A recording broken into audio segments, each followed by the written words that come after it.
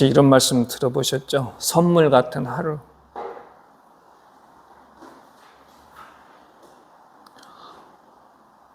과연 그런 선물 같은 하루는 어떤 하루일까?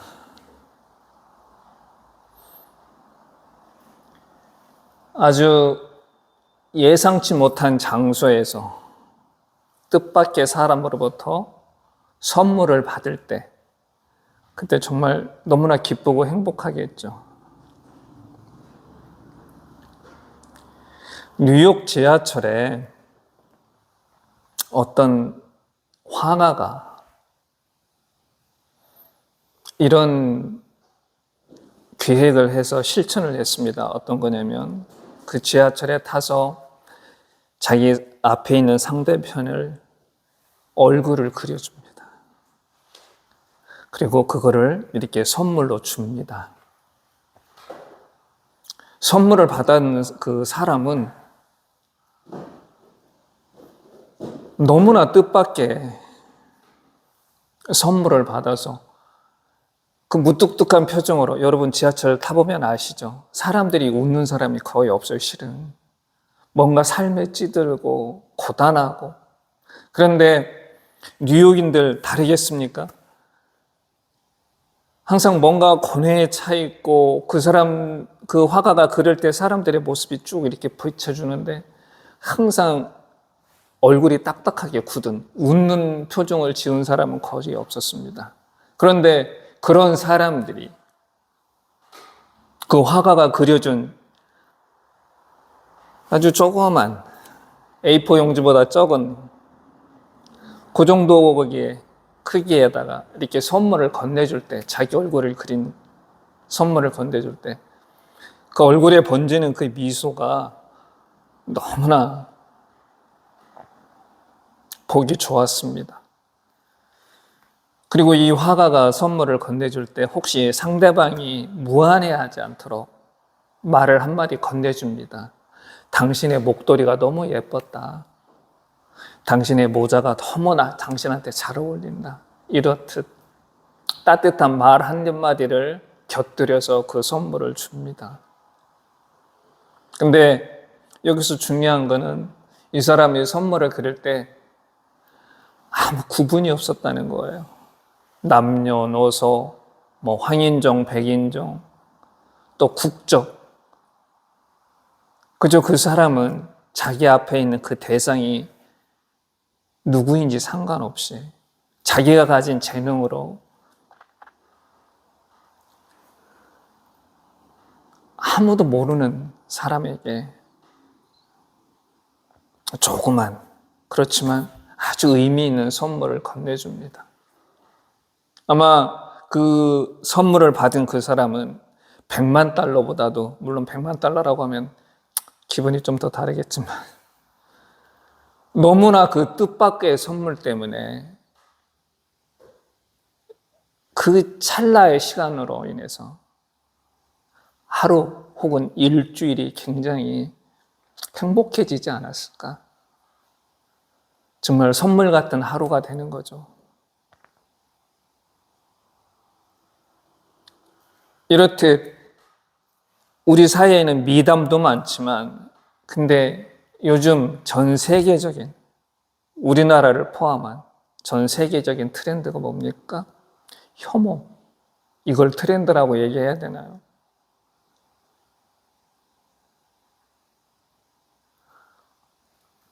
혐오.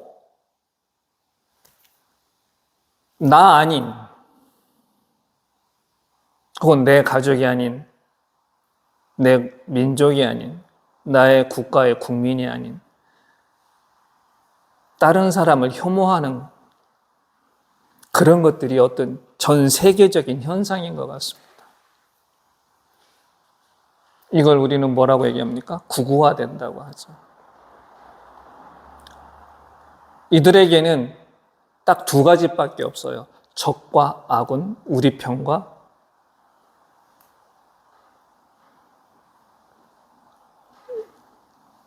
우리 편이 아닌 적의 편. 딱 이분법적 사고로 나뉘어 있습니다.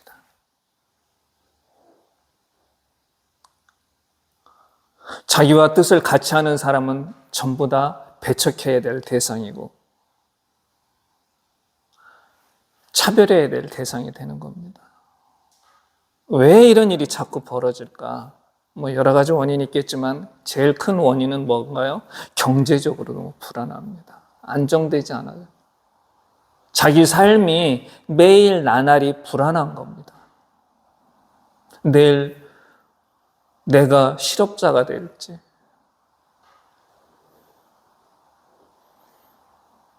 그러다 보니까 그러한 불만, 불안을 해소할 길이 없는 거예요. 그래서 찾은 게 뭡니까? 그러한 불만을 풀어야 할 대상을 찾게 되는 겁니다. 그들한테 자기의 불만을 쏟아붓는 겁니다.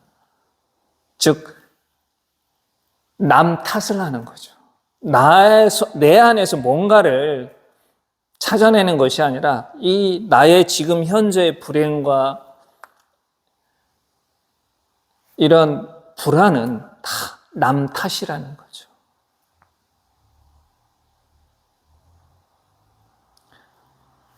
예전에 히틀러의 나치가 그랬었고 지금 가장 유명한 미국의 대통령 트럼프가 그렇습니다.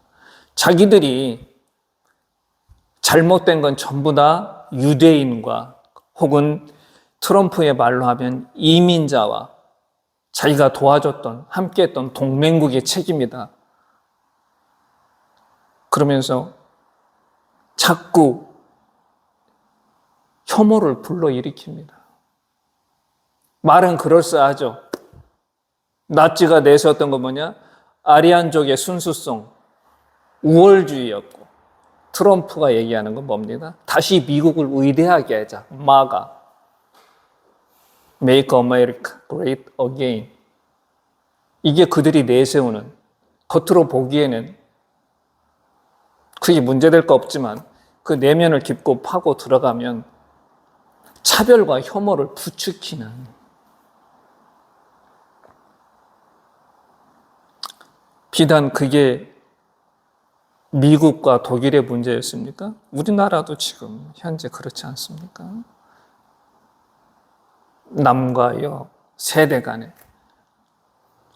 혐중, 혐한, 혐일, 동북아시아 이 3국 다닥다닥 붙어있는 서로 이웃이라고 하는 국가들이 서로를 혐오하는 그런 발언들을 서슴없이 쏟아내고 있습니다.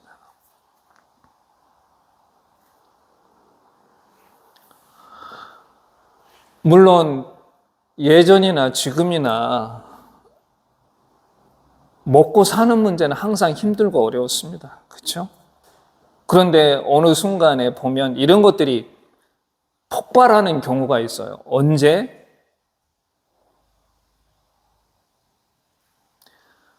그러한 불만, 불안들을 이용해서 자신들의 욕심을 채우려고 하는 정치인들이 등장을 합니다.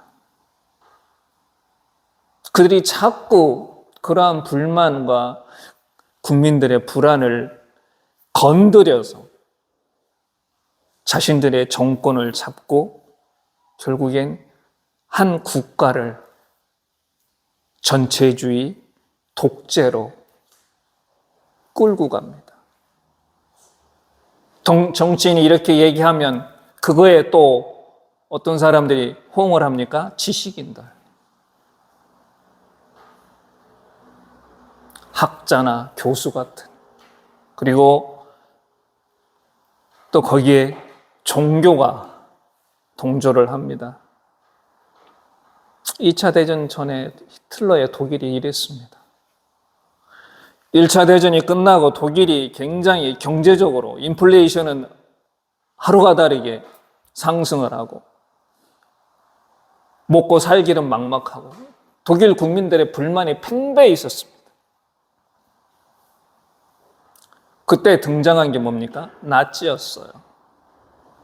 그러면서 그러한 것들에 대한 불만을 뭘로? 민족주의와 인종차별주의를 결합해서 그 불만을 해소하게 만들었습니다. 그게 뭔가요? 유대인, 그 대상이 됐던 거죠. 근데 이러한 히틀러에 동조하는 사람들이 있었습니다. 당대의 지식인이라고 하는 실존주의 철학자 유명한 마르틴 하이데거도 그 중에 한 명이었고, 거기에 교회도 동조를 했습니다. 그래서 탄생한 게 뭐예요? 제국교회였습니다. 그 제국교회에 반대했던 게 누구였나요? 그 유명한 칼 바르트 본 해포 목사님이셨어요. 교회는 그 당시 이 히틀러의 그러한 것들을 어떻게 받아들였냐면 독일을 이 어려움에서 구원할 구세주다라고 이렇게 생각을 했어요. 그러면서 거기에 동조를 하고 유대인들을 그렇게 학살하고 핍박하는데 아무 거리낌이 없었습니다. 침묵으로 일관했죠. 근데 아무리 정치인, 지식인, 종교인이 이른다고 해서 그들의 힘만으로 됩니까? 오로지 그들만의 책임은 아니잖아요. 중요한 건 거기에 일반 국민들이 동조를 한다는 겁니다. 문제는 그게 그들의 외침이나 주장으로 끝나야 되는데 거기에 동조하는 국민들, 대부분의 국민들이 거기에 동조를 합니다. 원인은 여러 가지가 있겠죠. 국민들이 정보 부족도 있고 정치에 무관심한 부분도 있지만 크게 세 가지가 있어요. 그 첫 번째가 뭐냐? 맹목적 믿음. 그건 뭐에 대한 믿음? 권위에 대한 믿음. 우리는 보통 한 분야의 전문가, 즉 박사나 교수들이 나와서 뭐라고 얘기하면 그 얘기를 의심하지 않고 받아들입니다. 어떤 의사가 나와서 이것이 건강에 좋다 그러면 금방 그 얘기가 퍼져서 그 다음날 약국에 와가지고 그 약 있냐고 물어봅니다. 대단하죠? 이렇듯 사람들은 어떤 한 분야의 전문가가 얘기를 하면 그걸 맹목적으로 믿는 경향이 있어요. 일반 대중들도 마찬가지죠. 교회는 어떻습니까? 대형교회 목사님이나 혹은 신학 교수가 나와서 예수는 이렇다, 구원은 이러이러한 거다 라고 얘기하면 거기에 그냥 전혀 고민하지 않고 따라갑니다. 그러니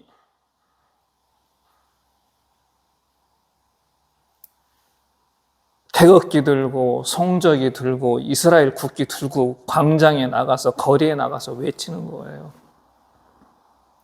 트럼프가 얼마나 우리한테 해악을 끼치는지도 고민하지 않고 도대체 이스라엘이 우리하고 무슨 상관이 있습니까? 이스라엘이 우리한테 무슨 큰 경제적 원조를 해주나요? 맹목적으로 그저 목사가 얘기하니까 그냥 아무 의심 없이 나가서 성적이 들고 태극기 들고 나가는 겁니다. 두 번째는 어떤 건가요? 편견, 대중들의 편견.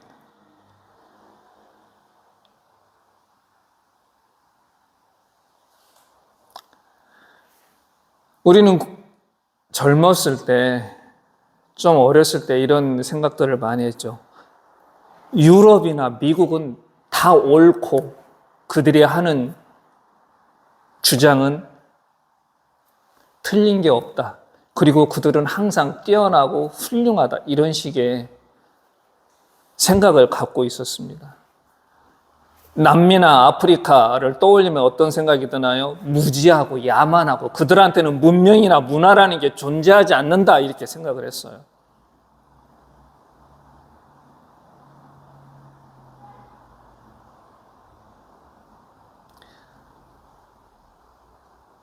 그게 소위 말하는 그 유명한 오리엔탈리즘도 그 중에 하나입니다. 그저 서양을, 여기서 말하는 서양이란 유럽이죠. 미국을 포함한. 그들은 우리보다 우월하고 잘났고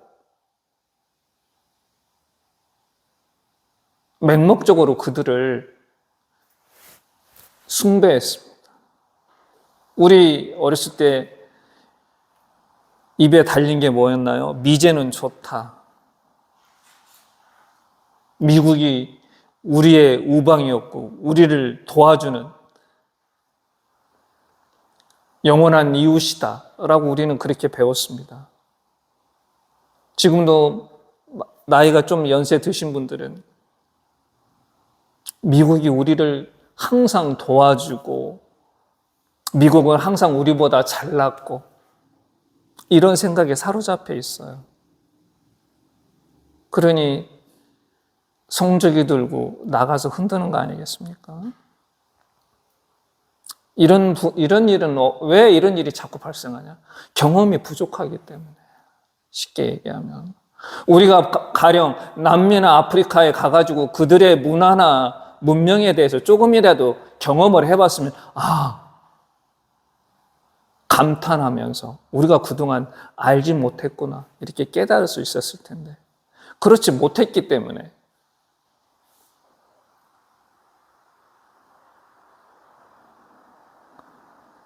사대주의, 신사대주의와 같은 그런 마음으로 서양을 바라봤습니다. 저는 페루 잉카 문명의 요람이라고 하는 페루에 가보진 못했지만 거기에 페루 잉카 제국의 수도였던 쿠스코에 가면 옛날 잉카인들이 세웠던 그 축대가 돌로 이렇게 켜켜이 쌓아놓은 그 축대가 아직도 있습니다. 근데 돌로 쇠 연장을 사용하지도 않았는데 돌과 돌 사이가 얼마나 정교하게 했는지 면도날 하나 들어갈 수 없을 정도로 이 각도 일반적으로 이렇게 네모 반듯한 각이 아니에요. 근데 그거를 하나하나 다 맞춰서 이렇게 쌓습니다. 그 돌의 크기도 어마어마하죠.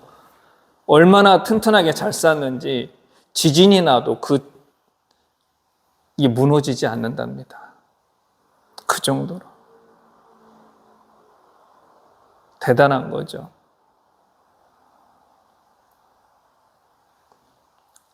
이렇듯 우리는 그들에 대해서 그동안 우리가 배우고 우리가 알고 있던 것들에 대해서 우리의 그러한 편견을 깨칠 수 있는 그런 것들을 경험하지 못했기 때문에 누가 뭐라고 한마디 얘기하면 그냥 그 말에 속아 넘어가는 거죠. 세 번째는 우리의 어떤 일을 바라보는 어떤 것들에 대한 우리의 지식이 너무나 얇아요. 수박 겉핥기식에 깊이와 넓이가 없습니다.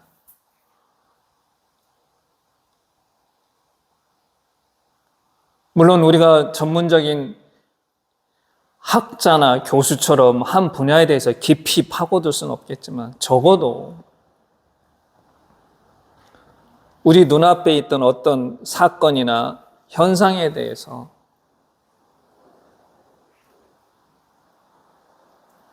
우리 눈앞에 있는 결과만 볼 것이 아니라 그거의 뿌리가 뭔지 한 번쯤은 고민을 해봐야 되는데 세상에 아주 사소한 교통사고조차도 그냥 우연히 일어나는 건 없어요. 그렇죠? 순간에 찰나인 것 같지만 그 교통사고가 일어날 수밖에 없는 그런 배경이라는 게 있습니다. 하물며 여러 가지 중요한 사건, 사고들 혹은 이론들이 그냥 단순하게 하늘에서 뚝 어느 날 갑자기 떨어지는 건 아니잖아요. 거기에 대한 우리는 깊은 고민이 없어. 그냥 받아들입니다. 제가 지금까지 얘기했던 맹목적인 믿음, 편견, 지식, 이 세 가지는 서로 맞물려 돌아가는 거예요. 그러다 보니까 정치인들의 선전선동에 그냥 속아 넘어가서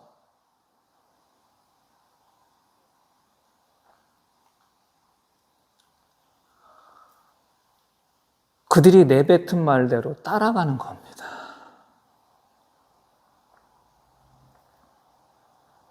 혐오가 가장 무서운 점이 뭔가요? 그게 꼭 폭력으로 이어진다는 거예요. 유대인 혐오가 어떻게 됐습니까? 안타까운 사람들 수많은 수백만의 목숨이 사라졌죠.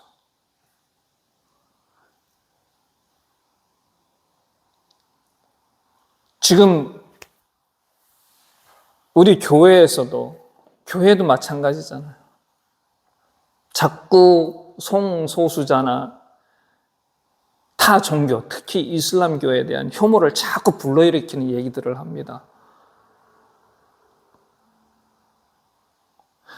강단에서 설교 중에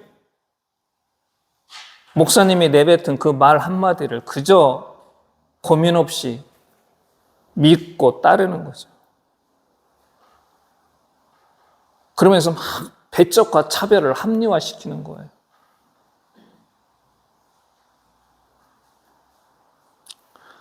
너무나 안타깝죠. 이러한 혐오를 극복할 수 있는 길이 뭡니까? 오늘 이 누가복음에 나와 있는 우리 선한 사마리아인의 비유, 겉으로 보면 별거 아닌 것 같지만은 이 안에는 당시 유대의 상황이 그대로 들어 있습니다. 율법 교사가 물어보잖아요. 율법 교사면 얼마나 성사에 종통했겠습니까? 그가 예수님께 물어보죠. 영생을 얻으려면 무엇을 해야 합니까?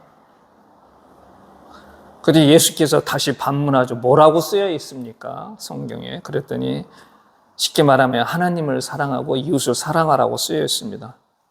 그럼 당신도 그와 같이 하세요.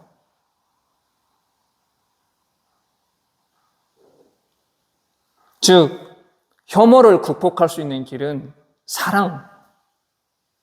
에리 프롬도 세상의 폭력과 어둠을 몰아낼 수 있는 길은 뭐라고 그랬어요? 사랑이라고 그랬어요. 늘 에리 프롬은 사랑을 강조했습니다. 이거를 우리식으로 표현하면 저는 이렇게 표현합니다. 경천애인, 하늘을 공경하고 사람을 사랑해라. 즉 하나님을 두려워할 줄 알아야 돼요. 그리고 사람을 사랑하는 그 마음, 이게 혐오를 극복할 수 있는 유일한 길입니다. 그런데 여기서 율법 교사가 말하는 거와 예수님께서 말하는 게 약간의 차이가 있어요. 거기 10장 37절, 29절에 이렇게 되어 있습니다. 율법 교사가 예수님한테 뭐라고 말하냐면 내 이웃이 누구니까 이렇게 질문을 던집니다. 내 이웃이 누구냐? 그런데 예수께서는 일관되게 뭐라고 얘기하시냐면 행하라 이렇게 얘기하십니다. 마지막 37절에 뭐라고 되어 있나요? 너도 이와 같이 하라, 즉 이와 같이 행하라 이렇게 말씀을 하십니다. 이 두 문장의 차이가 뭐냐면 율법 교사는 내 이웃이 될 만한 사람의 자격과 조건이 무엇입니까? 이렇게 물어본 거예요. 큰 차이가 있죠. 예수님의 그런데 말씀은 뭐냐면 너는 사랑을 실천해라 이렇게 돼 있는 거예요.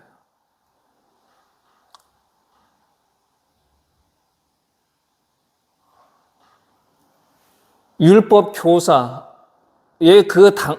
교사가 생각하는 그 이웃은 당시 유대인들이 가지고 있던 이웃, 이시 될 만한 사람들이 누구였습니까? 자기와 정치적, 종교적 신념이 같은 사람들이 바로 자신의 이웃이 되는 거였어요. 그러한 자격과 조건을 갖춘 사람이 자기의 이웃이 되는 거죠. 그런데 예수께서는 그렇게 말씀 안 하시죠. 예수의 말씀은 한마디로 뭐냐면 네가 이웃을 만들어라. 이와 같이 행하라는 얘기가 뭐예요? 네가 능동적으로 먼저 손을 내밀으라, 그런 얘기가 되는 겁니다.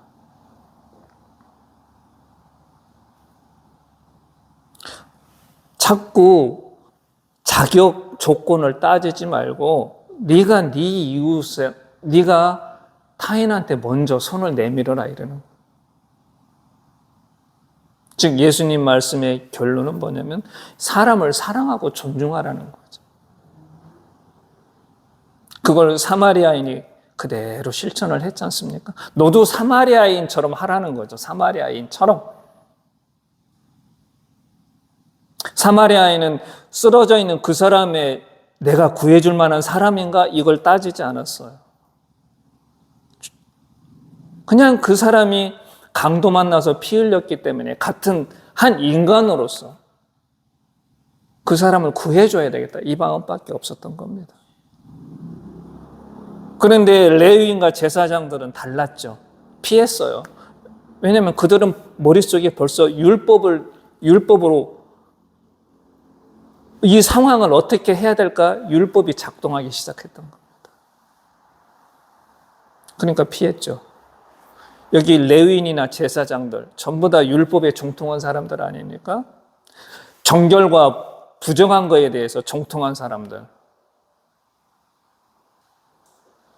그러기에 그들의 눈에는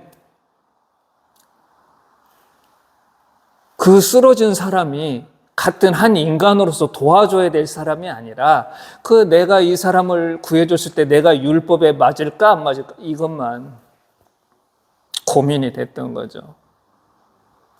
근데 예수께서는 뭐라고 얘기하나요? 이 율법 교사한테 너도 사마리아인처럼 가서 먼저 네가 손을 내밀어라, 그렇게 말씀을 하신 겁니다.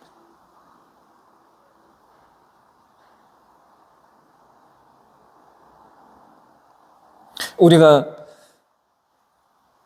살면서 가장 힘든 게 뭔가요? 먼저 손을 내미는 겁니다, 실은. 내가 잘못했을 때 내가 먼저 다가가서 미안하다, 사과하기 정말 힘들죠.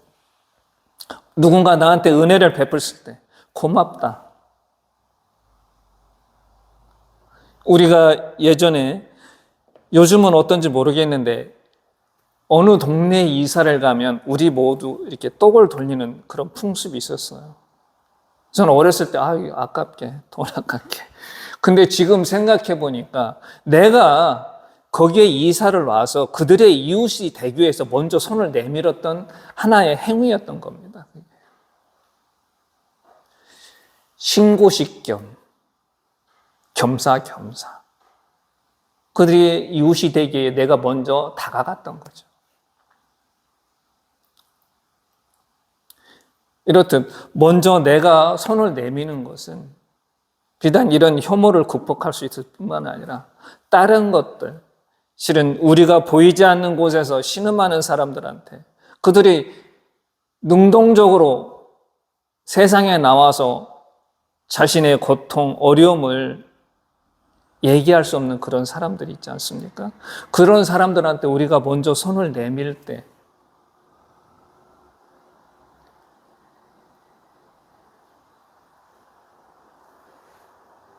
세상은 더 밝아지고 좋아지겠죠. 그게 바로 오늘 누가복음에서 예수께서 우리한테 하시는 말씀이 아닐까.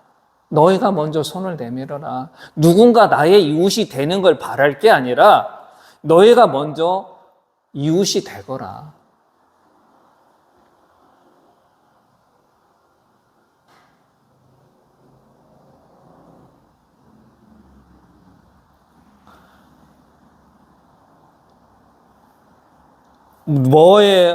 우리가 어떤 권위에 대해서 맹목적인 믿음을 갖고 또 그들에 의해서 우리가 편견이 형성이 되고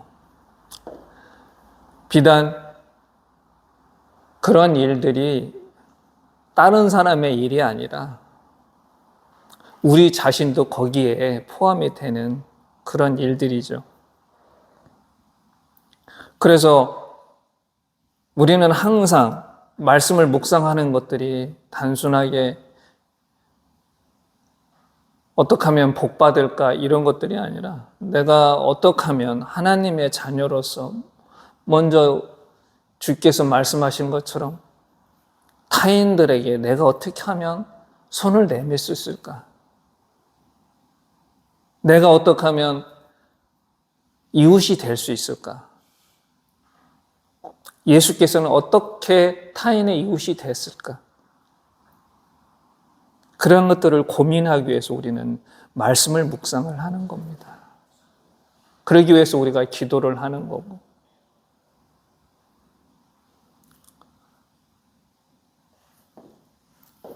저는 저와 우리 여러분 모두가 이렇듯 오늘 주님께서 저희한테 말씀하셨던 것처럼 손 내밀기를 주저주저 하는 사람들한테 우리가 먼저 손을 내밀 수 있는 또 그런 거를 실천하면서 살아가는 그런 주님의 자녀,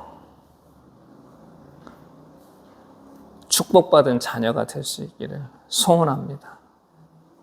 다음 한 주 우리가 어떻게 하면 하나님의 자녀로서 부끄러움 없이 살아갈 수 있을까를 고민하는 저와 여러분이 되기를 바랍니다. 기도하겠습니다.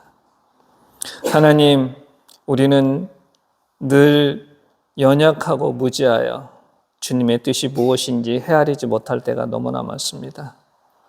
오늘도 주님께서 저희한테 말씀하신 것처럼 나의 조건과 나의 바람에 맞는 이웃을 기다리기보다는 내가 누군가의 이웃이 될 수 있도록 먼저 손을 내밀 수 있는 용기를 저희한테 주시옵소서.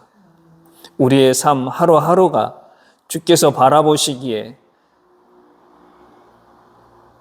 착하고 충성된 종의 삶이 될 수 있도록 늘 지켜주시고 성령께서 인도하여 주시옵소서. 예수님의 이름으로 기도드립니다.